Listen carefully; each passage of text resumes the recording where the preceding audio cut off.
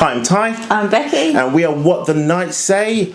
Coming up on today's show, we're going to be talking about raising mixed race children.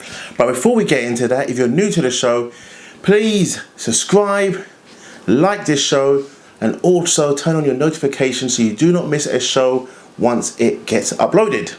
So, what's it like raising mixed race children? Now, you wanted to butt in there and say so, didn't you?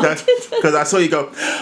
So, I was just going to say what you was going to say. was you? Yeah. Oh, okay, fair enough then. Fair enough. So, we've got two children. We've been together for ever and a day.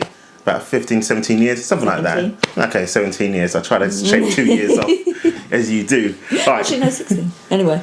So 60, meet in the middle. All right, so two children, of course, mixed race, black, white. What is it like? What is it like? And you're entering a relationship and you want to have children. These are some of the things you're going to have to maybe talk about, consider. So we're going to give you our account, and then we turn it over to you, of course. Get your views, get your thoughts, see what you think as well. So I'll let Becky start. Yes. So what's it like raising our mixed race children? I suppose it all depends on areas you live, family you have around you. We, as I say, if you watch our previous videos, me and Ty are both from London, and we have now moved out of London and we're in Kent. Years ago. Yeah, quite a while. We decided to move to Kent, and when we thought about having a family, I was quite concerned because I always was raised in a multicultural area. I wanted that for my children as well. I didn't want to be in a predominantly white area. I wanted to make sure that they'd be mixed within their school. Yeah, but we never researched the area, right? We didn't really research the area, but it's one of the things I wanted when we started to think about schooling. Okay. And what school to choose. The area that we live in now, compared to where we grew up, it's not as multicultural as when we was back in London. Well, it's getting better. It's getting better. It is getting better. But that's one of the things I wanted for the kids more than anything. But why is that? Why did you want that? That's the thing. So what? Well, I don't know. I just wanted them to not feel. I don't know, like they're alone, or the exotic animals in the zoo. So not in the zoo. In the nursery when they go to school in the zoo. Yeah. Right. I mean, was that your only concern? Was that your only apprehensive? Was you apprehensive about it? Was you worried about it? What? Well, I was just worried for them in case they were bullied for, I don't know, just not being being the only brown boy or girl in the class, or having different hair texture compared to other kids, and I just didn't want them to be alone. I wanted them to know what it's like with other multicultural kids. And okay. Me? My thoughts, again, like, if you know me, then you know I don't really go too deep onto overthinking things too much. Was I worried that they could be the only mixed race children in the school? Not really, because I think in primary, nursery school, you don't really think too deep. Yeah. And I don't think the kids think that deep unless they are raised that way. Right. Going to upper primary school, going to secondary school, could be a bit of a thought. Thinking, if they are going to be the only mixed race children in that school, there's going to be, there could be some issues. Because where we live, at the time when we lived here, there wasn't hardly any black people at all, a few Asian people, but that's it. Over the years, I've seen more professional black parents come out here, started living here. So you start thinking to yourself, okay, do you know what, by the time we have kids and so forth growing up, I can't see it being a problem. Now, there definitely ain't going to be a problem at all whatsoever. From what I've seen anyway, from the amount of kids that's here and the amount of black professionals out here as well. Concerns about having mixed race children, none at all whatsoever, because as long as you're raised right and you pass those traditions down to your kids, then you'll be fine. Other than that, you then also have the other concerns of if your children are going to be the only token in the school, as I like to just be real about it, you're going to have to quickly teach your children that there are differences. Yeah. Now, if you don't obviously express those differences to your children may not know how to deal with it once they're faced upon it.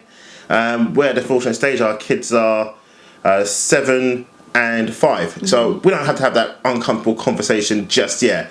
But no doubt when they get to about 10, going into secondary school, I'm going to have to have that conversation with my son and make him aware of what could be said to him. Because he's not exposed to it. And that's one of the blessings we kind of have in this area a little bit at the moment in time. But he's never had to go through what I went through growing up. So he's quite lucky and quite fortunate. The other things about raising, I say, mixed race children is also going to be the heritage of the family. Yeah. Now, dependent, so it's not about being black or white. You could be Asian. Whatever it is, you're going to have to understand there's two sides to that's going into one and raising a child. So on one side, they can have a strict upbringing. So I had a quite strict upbringing, I would say. Rebecca, did you have a strict upbringing? No. Right. There you go. No, she did not. All right. So this is the difference of when it comes to, I say, parenting. We got different parenting styles, totally different parenting styles. I wasn't allowed to just get away with anything. I'm not saying get away. Punished if I done something bad. This is how I know Rebecca never got told off at all whatsoever. Because I did used to get told off. From day dot, right, from when the kids were born, especially with London, the day he was born. I guess when you started understanding things, I made sure I was firm. Rebecca wanted to be like the mum, which is, I understand. I am the mum. When I say that wanted to be the mum, she wanted to be the cuddly one of like, don't worry, darling, you sit there, it's okay. Me, I was like, nope, stop. I was a disciplinarian. And the kids know, even from now, it's like, if they do something and I stand up, they don't quiver like, oh my God, I'm going to kill him, but it's like they know they've gone too far. Whereas if Rebecca tells them off, it doesn't have the same sort of effect because it's like, oh, I cry, mummy's going to pick me up, mummy's going to tell me off, it's going to be mummy, she's going to send me to my room for 5 minutes and Rebecca feels that works for her. Go and sit on the stairs. Okay, for how long? It's like, oh, there you go, that's the punishment. It doesn't...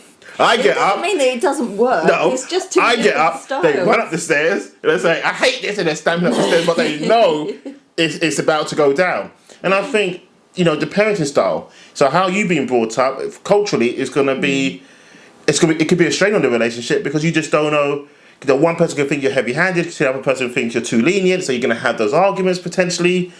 And so that's happened. We have those arguments about it. Yeah. Am I too strict? And I say that she's too weak. I'll use that word. I'll say too weak in a sense because the kids can understand and then they'll figure out who's going to be the tough one and who's going to be the softer one. Innit? Yeah, but sometimes it does work good for us because it's like good cop, bad cop. Ain't no good cop, bad cop. It's just literally bad cop, but best dad for the fun dad. All right, so other things. So you've got the different cultures and the upbringings. Yes. Okay. But also another thing of raising mixed race children, I find, is that I sometimes feel like. I don't know how to put it across. Like, I get judged by whether if I'm not doing Savannah's hair right or who judges you? No, no one has judged me. But sometimes I feel like I have to learn even more how to do mixed race hair because I don't want to feel. Of course you do. Oh, look at this white girl doesn't know how to handle mixed hair and. All right. I don't know whether I'm just putting that on my own shoulders, but I do. My daughter is blessed with the most amazing hair. Okay, right. Before we touch on the hair thing, men, women, be careful what you wish for when it comes to the hair if you're having a daughter. I did wish. Because this one, right? For a lot of curly hair, okay, and I got it. Right, so we watched my wife and kids, and if you're growing up in that time and you watch my wife and kids, you're going to know. Right, so the daughter Claire, Rebecca's like, oh, if I have a daughter, I want to have curly hair just like Claire, all out, oh my God, I would love to have it. Yeah, guess what? It came. She got the hair. She was born with it. Our daughter has a lot of curly hair. A lot of curly. Now this one, I don't even want to touch the hair because it's hard. It's hard to look after. I've been researching YouTube videos, and it's different because, like, I've bought so many products, and obviously Ty's side of the family have got the afro hair, but when they give me products, it's not good for Savannah because she hasn't got Savannah like afro hair. And then when I say afro hair, what are you trying to say? What, they got like big? No, but the texture of it, I know what you mean. Completely different. It is completely different. I can't buy my products because my product's no good for her. So you have to find that in between product. Yes. And yeah. But that's one thing. So raising a mixed race girl with a lot of hair, do your research. I've followed a lot of mums, and thank you mums on there with mixed race children, because I've followed your videos and it's been a lifesaver. But yeah. Oh, and another thing. So our son, he's mixed race. He doesn't have as much curly hair as our daughter. It's more loose. Yeah. But I find one thing that he's going through at the moment. So he's 7 years old, and because he's in the school that he's in, obviously there are other mixed race children, black kids and etc., but they're predominantly white, and this new slick to the side hairstyle. Yeah, my God. London comes home and wants to know why can't his hair do that, and he's like, I want the slick to the side hairstyle, that's what's cool, mummy, I don't want this horrible curly hair. So trying to teach him that his hair isn't horrible, that he's got the cool hair. And yeah, so what I do when we go to the barbers, right, so I kind of tell the barber what he wants, and then the barber says to London, how you doing, because they get on really well. And then before I know it, London said, yeah, I can see London going, yeah, I want my hair to the side, I want the part in here, and I'm like, dude, it ain't gonna work. So between me and the barber and London, it's showing him, but also making sure that London gets a haircut that I know that's going to suit him, his style, yeah, more than anything else. And then once we get the haircut done, he likes it, he embraces it. There's sometimes he'll say, "Oh, can you try and push my hair to the side for me?" And I think it's him fitting in. So this is the other thing. So predominantly because there's 2 black kids in his class. Yeah. And I think in his year there's only about 2 or maybe 3 black kids. I think there's one that goes swimming with us. If there was other influences, so London could see more boys like him, he will then know, oh, I can do my hair like this. And I think sometimes it's just those impressions. And I'm not saying it's a bad impression that he's looking at the white kids and thinking, oh, I want my hair like that because all my friends have got it like that. But also that's the next thing, is maybe your child's identity could get lost a little bit. So it's also making sure they see their cousins, or they have mainly cousins. You can't say brothers or sisters because that's down to you to produce those kids. Yeah. So if you've got a big family, I'm blessed. I mean, there's a lot of kids in our family. I mean, there's a hell of a lot of us. There's a lot of us. And so, being around it, but then again, we don't raise our kids to look at colour more than anything else. We don't say, look at that black kid, you need to be like that, or that boy looks just like you, so you need to be like that. I do with my daughter Savannah. So she has questions sometimes. Mummy, can I have straight hair so that I can be pretty like the princesses and things like that? And it does break your heart because my daughter is beautiful. She has got beautiful hair. She looks like me. And I do try. So if we buy her a dolly and things like that, I got my way to make sure she gets a black doll. Well, not a black doll, but I try and get ones. Well, it doesn't. No, black or white. Black or white. No, I try to get ones that have got her hair colour. Yeah, but no, hold on. I'm gonna jump in this part. The reason why I do my best to try and get her a brown or a black doll is so she doesn't always have to look at a white doll, which is predominantly sold more in the supermarket, in the toy stores. Yeah. And if you go for shopping for a doll, the black dolls are always pushed to the top and the white dolls are pushed to the front. Yeah. All right. If you look at all the princesses, this is again making sure your mixed race child knows her identity and knows what she looks like, and when she looks upon that, she goes, "That's me." Yeah. So if all the princesses are pushed upon as white and she sees straight hair, what do you think she's going to want to look like? Here's what she's saying it. No, that's what she's. That's why we was like, when Moana come out, my daughter's hair is exactly like Moana. We was like, yes, Moana. We try so hard. But again, she's a child, so she watches what she watches and she sees what she sees, and she goes, "Can I have straight hair? I want to have straight hair." We do it once in a while. I want to have Anna and Elsa. But I go out my way. If I go shopping, I'll make sure I try and get black or mixed race doll, so I can push that in front of my daughter and say, "Look, that is what you look like." So start trying to accept that and saying, "No, she's pretty. I like that." Yeah. So that's one thing about raising. If you've got a daughter, my thing is get the dolls so she can look at that dolls and doesn't reject it and think that's an ugly doll, because all the lighter ones or white ones are pushed in front. Check it out next time if you don't have children. or you think about having children, go to the doll section. If you think you might have a daughter, and see what's portrayed. See what's in front of you and see where... Well, it might be different in London and things like that. No, it's not. It's not. No. I was going to say, because where we live, like, I really wanted to get her a mixed race curly hair dolly. I can't remember the make of dolls it is, but you can buy all their clothes and things like that to dress them up. And I knew that they'd done a mixed race girl one. And I went in there for Christmas to buy it, and she was hidden and tucked away at the top, and all the white blonde dollies were lined up, and it was annoying. Yeah, I don't kind of voice my opinion. I just voice my opinion in my head, and I'm like, yeah. And Samuel go, can I get this one? I'm like, God, I want Ariel. Fine, it's Ariel. Fine, I'll get you Ariel. I mean, but yeah, but I think that's just any little girl, isn't it? It's a Disney cartoon character. But she does like the Tiani for the Princess and the Frog, so she does recognise it. But I just think if you can try, it needs to be more. It needs to be more, but you need to help your child or daughter especially to push that doll in front of them. So then they can look at it and say, that's what I always want to be, because it's like me looking in the mirror. And I think that's important. Yeah. Because they're already going to get pushed, or the white princesses and so forth, upon them all the time. So if they think that's a projection of beauty, and they can grow older later on thinking, I want to be like that, I want to be like that, I want to be like that, because they get all the attention.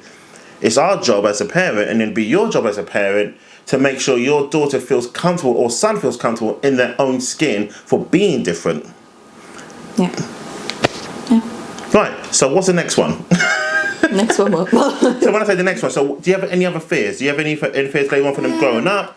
I don't really have that many fears. I mean, as a parent for your children, you're always wanting the best and things like that. But I think because of the day and age that we live in, and there are so many mixed race families out there now, a lot more. Yeah. I do think it is the future. Not for everybody, obviously, but I don't... It's not going to be something that's different. Like, yeah. There's so many now, and I think... Oh, hold on. Right. Oh, God. Right. Okay. This is the thing I do know that happens a lot. If you see... If you see a white woman, and she's either got a black child or a mixed race child, I guarantee you, some other people's perception is thinking, I bet she's a single mum. Okay, yeah. I bet she's a single mum. I bet the dad's not around. You're going to get that. No, I kid you not, you're going to get that. Now, if you are a black mum pushing a black child, they might even second guess, or they could just sort of say, I bet the dad ain't around. But if you see like a white woman, we're pushing her child around, or she's got 2 children, 3 children, 4 children, some people don't even have that judgment of thinking, do you know what, I bet, oh look, 3, 4, they're doing quite well. I bet the dad works really hard, and the stay-at-home mum, they're living the dream. Little do you know that white mum, not picking on the white mum here, she could have 4 kids with 4 different dads, and you don't even know that. But yet, if you are having mixed race children, you may just get judged. You most really are going to get judged and thinking, I bet the dad's not around because they don't see you with the dad. And I love going out as a family, because when people see us, they actually smile. They're like, oh wow. Huh. Do you clock it? I clock it all the time. I laugh. I mean, I laugh in my head. I'm like, you weren't expecting that, was you? Or if I walk behind on purpose, I'm like, they go, hey, and then kids come running up to me. Now I'm thinking, oh, is he just here to pick him up? Or is he just, where does he come from? These are the things you don't notice. I notice it. I notice it. I don't look for it, but I just know it. It's like I know this stuff. I notice it. So that's another thing, raising mixed race children. And that's another thing you may end up going through. But you just got to be tough skinned about it and say, I'll stuff them anyway. But it's all, but in a whole, it is lovely because, as we say, we get both of the family cultures together. Yeah. All different traditions from both sides. Our children get to grow up and learn and embrace and... Okay, here's another one. Oh, God. Yes, I'm going for it, right? We only speak one language, all right? Actually, Rebecca speaks quite a few. What? Are you getting that? Right. Cockney and all the other... Oh, my God. Right. Now, let's say you could have different backgrounds and one speaks English, one speaks another language. I think it's going to be high... No. Right. Oh, okay, not us. I was like, what language do Oh, my God. Right, I know quite a few. I just keep on the down low, you know what I'm saying? All right, let's say I speak English and you spoke, I don't know, let's say Greek. Right. it'll be important for the kids to speak Greek, of course, but it's also important that the dad then has to pick up that language as well. Because can you imagine being at the dinner table, right? Imagine I'm at the dinner table. The kids are speaking Greek to the mum's speaking Greek, and they're looking at me and laughing, and I ain't got a clue what they're saying. You know, right? Can you imagine like getting cussed out by your kids cussing you out in Greek, and the mum's got hair, and they're cussing you out, asking for stuff. You're like, what do you want? Oh yeah, let me get Google Translate about. They're speaking to this, and we'll speak back and forth. That's another thing you've got to take into consideration. Yeah. If you know you're going to have children, and the other partner speaks another language, it's your job to learn. To learn as a parent. Yeah. Not just the kids, it's your job to understand what's going on. Yeah. You can be ignorant at the time when you're just together as partner, and the other side of the family is kind of talking. You're like, yeah, I kind of get, yeah.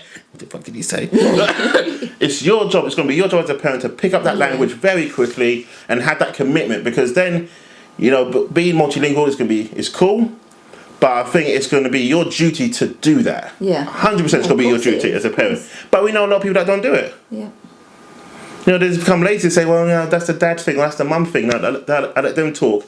And then you're kind of excluded, because if their parents are still at home, and then you travel to go to the home, and they're all talking, you're just left there, really not doing anything, you just get your phone out looking unsociable, because you can't converse, that ain't cool. No, it's if it was us, then I would want to learn, Yeah. But we're alright, we ain't got to do that. Yeah, she's got to pick up me and the kids. I've got a secret code. We kind of speak in a certain tone that she ain't around, so I kind of teach the kids a few little... Nothing really, to be honest. I don't. Alright, so we've covered off quite a few bits here today, and I think, you know, there's just a lot of stuff. I mean, we can go on and on and on. There's a lot of things raising mixed-race children. And we're still learning. We're still learning. Oh, you're still learning. I mean, you're still learning. I ain't learning. No, not at all, man. I wrote the manual. Published 5 books, 30 languages. Bestseller all time. No, so we are still learning, and we love being a mixed race family and raising. We just love being parents in general. We just love being parents in general. We just love being parents in general. Cream, moisturising. Yeah, but we live in Kent as well, and we've got bloody horrible water. Right, listen, right. So, this is another thing. Right, I'm going to say this very clear now. If you're the one partner's black and the other partner's white, listen. I'm telling you, black people, it's in your duty to make sure your kids get moisturised with the best cream going. She's laughing her head off. I'm deadly serious on this, right? I'm deadly serious. They get moisturised with the best cream. Back in my day, it was Palmer's cocoa butter. If that's not as good anymore. No, yeah, because this diluted one is rubbish. Back in the day, you used to open a Palmer's cocoa butter, and you get that whiff of smell. It's like, oh yeah, and people knew when you moisturised, when you went to school or whatever. It's like you showered in it, you went to bed in it. It was beautiful. Now it's diluted. It's your job. Trust me, it's your job to get the best cream going. And if you become a single parent, whether it's the dad or the mum, whatever, make sure you grease the child's skin. I'm being serious. Because you get some ashy kids out there now, because the parents don't even bother knowing what sort of cream to get. Whether your kid's going to be sensitive to the cream or not. I'm serious. I'm not laughing. Because you know what I'm like in the morning, right? I'm like, hey, cream, out, moisturise, let's go. And the kids are in it. They do like to do it. Sammy's like... They've got into their own routine now, haven't they? I've got to moisturise. They have to, 100%. Listen, it's your duty as a parent to make sure those kids' heads is greased and their body is moisturised. Yes, I'm getting angry about it. Thinking about it. Alright, so I think we've wrapped everything up today. I think we've wrapped quite a few bits up today. So again, if you've liked this show, if you like this topic, give it a thumbs up. Make sure you subscribe and turn on that notification so you do not miss another show. The next show is coming this Friday, so be sure to tune in for that one. That's going to be a hot debate. And if I don't turn up on the following Monday, you know why, after Friday's hot debate. She hasn't got a clue what we're talking about, but I do. Alright, you've been great. Thank you. I'm Ty. I'm Becky. And we are What the Night Say. Bye. Bye.